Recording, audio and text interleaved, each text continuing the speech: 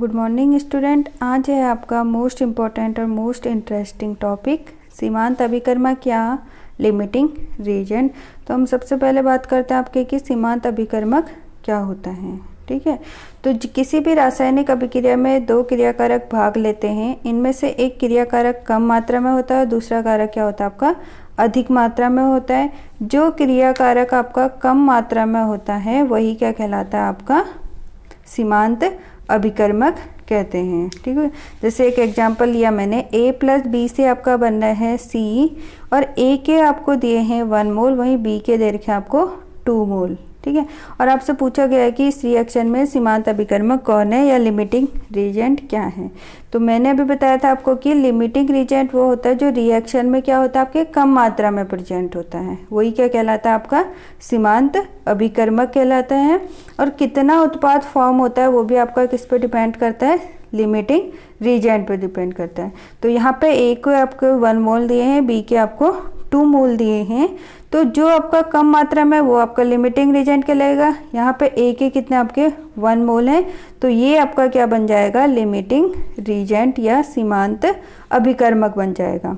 अब जो आपका प्रोडक्ट फॉर्म हो रहा है वो डिपेंड करेगा आपके लिमिटिंग रीजेंट पे कि लिमिटिंग रीजेंट कितना है, उसके अकॉर्डिंग क्या होगा आपका प्रोडक्ट फॉर्म होगा। अब हम इसे एक डेली बेसिस एग्जांपल से समझते हैं। जैसे मानने के लिए,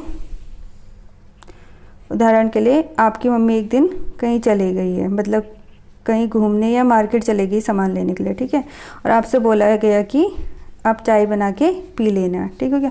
अब आपको क्या करना है, 1 कप चाय बनानी है। ठीक हो गया। तो आपने घर में देखा चीनी क्या है आपके लार्जर अमाउंट में है। ठीक हो गया। वहीं आपकी चाय पत्ती भी क्या है लार्जर अमाउंट में है। ठीक हो गया। अब घर में आपने देखा कि जो दूध है वो आपका क्या है हाफ कप क्या है आपका दूध है। ठीक हो गया। तो आपने देखा, आपने सोचा चाय पत्ती और चीनी तो लार्ज अमाउंट में है, तो आपने सोचा कि इससे तो मैं 9 या 10 लोगों के लिए आराम से चाय बना सकता हूँ। बट जब आपने दूध देखा तो दूध तो आपको कितना था, हाफ कप था। तो आपने सोचा इससे तो ओनली 1 ही कप चाय बनेगी। ठीक हो गया। यहाँ पे जो है आपका ये दूध क्या बन जाएगा आपका लिमिटिंग रीजेंट बन जाएगा, क्योंकि चाय किस पे डिपेंड कर रही है आपके दूध पर डिपेंड कर रही है कि आप कितने कप चाय बना सकते हो। ठीक है, तो यहाँ पे आपको एक बात ध्यान रखनी है कि जो आपका कम अमाउंट में है वही क्या कहलाएगा आपका लिमिटिंग रीजेंट कहलाएगा, क्योंकि यहाँ पे जो चाय आपको 1 कप बनानी है वो चाय पत्ती और चीनी पे डिपेंड नहीं कर रही है, जबकि चाय पत्ती और चीनी क्या आपका लार्ज अमाउंट में है। उसके कंपेयर में जो आपका दूध है वो आपका ओनली हाफ कप है, और वो डिपेंड कर रहा है कि आप चाय कितने कप बनाओगे। ठीक हो गया। तो जो आपका कम अमाउंट में है वो डिपेंड कर रहा है आपका कि प्रोडक्ट कितना फॉर्म होगा या चाय कितनी बनेगी। ठीक हो क्या। तो जो आपका कम अमाउंट में होता है वही क्या कहलाता है आपका लिमिटिंग रीजेंट। तो इस एग्जांपल में आपका लिमिटिंग रीजेंट कौन बना, दूध बना। ठीक हो क्या, क्योंकि दूध क्या है आपका कम अमाउंट में है, तो वही कहलाएगा आपका लिमिटिंग रीजेंट। अब बात आती है कि अगर आपको कोई इक्वेशन दे दी जाए और उसमें आपसे पूछा जाए कि इसमें लिमिटिंग रीजेंट को फाइंड आउट कीजिए, तो वहाँ पे आप कैसे फाइंड आउट करोगे लिमिटिंग रीजेंट के लिए रीजेंट को। तो इसके लिए एक मोस्ट इम्पॉर्टेंट ट्रिक है to find out the limiting reagent. तो हम डिस्कस करते हैं आपके कि ट्रिक कैसे आप लिमिटिंग रीजेंट को फाइंड आउट कर सकते हैं ईजीली। तो फिर लेट स्टार्ट। फर्स्ट पॉइंट है आपका, सर्वप्रथम अभिकारक व उत्पाद की मोलों की संख्या लिखिए। तो सबसे पहले आपको काम क्या करना है, आपको अभिकारक और उत्पाद जो दिए गए हैं उनके मोलों की संख्या को लिखना है। ठीक हो गया। इससे पहले आपके अगर कोई इक्वेशन दी है, अगर आपको उसको जो इसके स्टाइकियोमेट्रिक कोफिशिएंट होते हैं उनको सबसे पहले काम क्या करना है, आपको बैलेंस कर लेना है। ठीक हो गया। बैलेंस करने के बाद ही आपको अभिकारक और उत्पाद की मोलों की संख्या को लिखना है। सेकेंड स्टेप में क्या करना है, आपको संतुलित समीकरण के स्टाइकियोमेट्रिक गुणांक को लिखना है। जो आपने फर्स्ट से पहले जो आपने इक्वेशन दी थी उसको आपने जब बैलेंस करा तो उसमें आपके कुछ स्टाइकियोमेट्रिक कोफिशिएंट या गुणांक होंगे, उनको आपको लिखना है। थर्ड स्टेप में क्या करना है, आपको डिवाइड कर देना है फर्स्ट को सेकंड से। मतलब जो आपके मोलों की संख्या आपको गिवन होगी उसको आपको डिवाइड कर देना है स्टोइकियोमेट्रिक गुणांक से। उसके बाद फोर्थ है आपका जो अभिकारक अनुपात कम होगा वही क्या कहलाएगा, आपका सीमांत अभिकर्मक कहलाएगा। क्योंकि हमें पता है जिसका रेशियो कम होता है या जो रिएक्शन में कम अमाउंट में प्रेजेंट होता है वही क्या कहलाता है, आपका सीमांत अभिकर्मक कहलाता है। जैसे चाय का एग्जांपल बताया था मैंने अभी आपको कि उसमें जो दूध था वो आपका कम अमाउंट में प्रेजेंट था, जबकि चाय पत्ती और चीनी उसके कंपेयर में क्या थी, आपकी लार्ज अमाउंट में प्रेजेंट थी। तो वहाँ पे आपका जो लिमिटिंग फैक्टर बना वो आपका मिल्क बना, क्योंकि मिल्क क्या था वहाँ पर आपका कम अमाउंट में प्रेजेंट था। अब पांचवा जो है लास्ट पॉइंट है मोल मोल अनुपात ज्ञात करना। आपको सबसे लास्ट में फिर उसके बाद मोल और मोल रेशियो को फाइंड आउट करना है। अब इसके अकॉर्डिंग हम क्वेश्चन करते हैं कि आप कैसे इजीली फाइंड आउट कर सकते हैं लिमिटिंग रीजेंट को। अब क्वेश्चन है आपका, अब हम अप्लाई करते हैं जो ट्रिक बताई थी उसको क्वेश्चन पर, ठीक हो क्या। तो ए के 5 मोल अभिक्रिया करते हैं बी के 20 मोल से, AB2 के मोलों की संख्या ज्ञात कीजिए और साथ में आपको बताना है कि सीमांत अभिकर्मक क्या है इक्वेशन में। तो हम इसको सॉल्व करते हैं। पहले हम सबसे पहले आपके लिखेंगे इक्वेशन A प्लस B से मिलके बन रहा है आपका AB2 बन रहा है। तो मैंने आपको बताया था कि हम सबसे पहले क्या करेंगे, इक्वेशन को बैलेंस कर लेंगे, ठीक हो क्या। यहाँ पे A क्या है आपका 1 है और यहाँ पे B भी 1 है, बट यहाँ आप देखेंगे प्रोडक्ट में A तो 1 है बट B कितना है आपका 2 है। तो हमें इक्वेशन को बैलेंस करना है। तो A तो सही है आपका, B क्या करेंगे इसके आगे से मैं 2 लगा दूंगी आपके, ठीक हो गया। तो ये 2 भी हो गया। अब आपका क्या है रिएक्टेंट और प्रोडक्ट, या आप बोल सकते हैं कि केमिकल रिएक्शन क्या हो गया आपकी पूरी तरह से बैलेंस हो गई है, ठीक हो गया।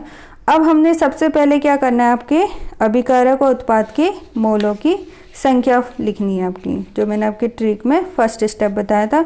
तो हम लिख देंगे ए के कितने मोल दिए हुए हैं आपको, 5 मोल दिए हुए हैं। ये हो जाएगी आपकी मोलों की संख्या, ठीक है। वहीं बी के कितने मोल दिए हुए हैं आपको, 20 मोल दिए हुए हैं और ये हमें गिवन नहीं है, ठीक हो गया। उसके बाद सेकंड स्टेप में क्या लिखना है आपको, स्टोइकियोमेट्रिक कोफिशिएंट लिखना है। मैं इसको SC से दिखा दे रही हूँ, ठीक हो गया। स्टोइकियोमेट्रिक कोफिशिएंट आपको लिखना है, ठीक हो गया। तो यहाँ पे जो है स्टोइकियोमेट्रिक कोफिशिएंट कितना होगा, इसका A का 1 होगा, तो यहाँ पर आप 1 लिख देंगे। यहाँ पे B का स्टोइकियोमेट्रिक कोफिशिएंट कितना हो जाएगा आपका 2। ये आपका स्टोइकियोमेट्रिक कोफिशिएंट कहलाता है जो हम बैलेंसिंग में नंबर लगाते हैं आपके, ठीक हो गया। यहाँ पर आप 2 लिख देंगे। और जो AB2 है ये कितना है आपका 1 दिया हुआ है, इसका स्टोइकियोमेट्रिक कोफिशिएंट कितना होगा आपका 1 होगा, तो आप यहाँ पे 1 लिख देंगे। तो ये तो हो गया आपका सेकेंड स्टेप। अब थर्ड स्टेप में क्या करना है आपको, डिवाइड 1/2 कर देना। मतलब मोलों की संख्या को डिवाइड कर देंगे आप स्टोइकियोमेट्रिक कोफिशिएंट से। तो ये आ जाएगा 5/1, 5/1, 20/2 और ये आपको फाइंड आउट करना है। तो इससे करेंगे 5, इससे करेंगे आपका ये कितना आ जाएगा 10 आ जाएगा, ठीक हो गया। अब देखें इक्वेशन में A की 5 और B का कितना आपका 10। तो इन दोनों में आपका कम कौन सा है, तो A क्या है आपका कम है, जो आपका क्या कहलाएगा लिमिटिंग रीजेंट कहलाएगा। इसका रेशियो क्या है आपका कम है, तो यही क्या बन जाएगा आपका लिमिटिंग रीजेंट बन जाएगा, या आप बोल सकते हैं सीमांत अभिकर्मक। सीमांत अभिकर्मक। अब हमें इक्वेशन में लिमिटिंग रीजेंट तो पता चल गया है कि आपका कौन लिमिटिंग रीजेंट होगा, और जो आपका प्रोडक्ट फॉर्म हुआ है वो किस पे डिपेंड करेगा, फिर आपका A पे डिपेंड करेगा, क्योंकि A is the limiting reagent, ठीक हो गया। अब हमसे आगे पूछा है कि जो आपका AB2 है उसके कितने मोलों की संख्या पूछी गई है कि कितना होगा। तो हमें सबसे पहले हमें लिमिटिंग रीजेंट तो पता चल गया है। अब आप क्या करेंगे, मोलों की संख्या अपॉन स्टोइकियोमेट्रिक कोफिशिएंट होता है n, जो है आपका यहाँ पर नंबर मोल्स या मोलों की संख्या है। इसका स्टोइकियोमेट्रिक कोफिशिएंट कितना आपका 1, तो आप Na/1 बराबर हो जाएगा NB के मोल्स अपॉन इसका स्टोइकियोमेट्रिक कोफिशिएंट कितना आपका 2 और NAB2 जो आपको फाइंड आउट करना है। इसका स्टोइकियोमेट्रिक कोफिशिएंट कितना आपका 1 है। तो हमें पूछा है आपका प्रोडक्ट का मोलों की संख्या कितनी है। तो हमें पता है प्रोडक्ट किस पे डिपेंड करता है, आपके लिमिटिंग रीजेंट पे, और लिमिटिंग रीजेंट कौन है यहाँ पे आपका A, ठीक हो क्या। तो Na/1 का रेशियो कितना आया है आपका 5, तो आप इसकी जगह पे सीधे रख सकते हैं। चलो मैं आपको करके दिखा देती हूँ। Na/1 NaB2/1 है, तो Na/1 का रेशियो कितना आया था आपका 5, तो यहाँ पर आप 5 रख देंगे। तो NaB2/1 या NaB2 बराबर हो जाएगा आपका क्रॉस मल्टीप्लाई करके 5। तो इसके नंबर ऑफ मोल्स कितने आ गए Ab2 के आपके 5 आ गए हैं, ठीक हो गया। तो इस तरह से आप क्या करेंगे, लिमिटिंग रीजेंट को फाइंड आउट इजीली कर सकते हैं। अब है आपका NCERT का क्वेश्चन नंबर 1.23। किसी अभिक्रिया A+B2 से बन रहा है आपका AB2 में निम्नलिखित अभिक्रिया मिश्रणों में सीमांत अभिकर्मक ज्ञात कीजिए, ठीक है।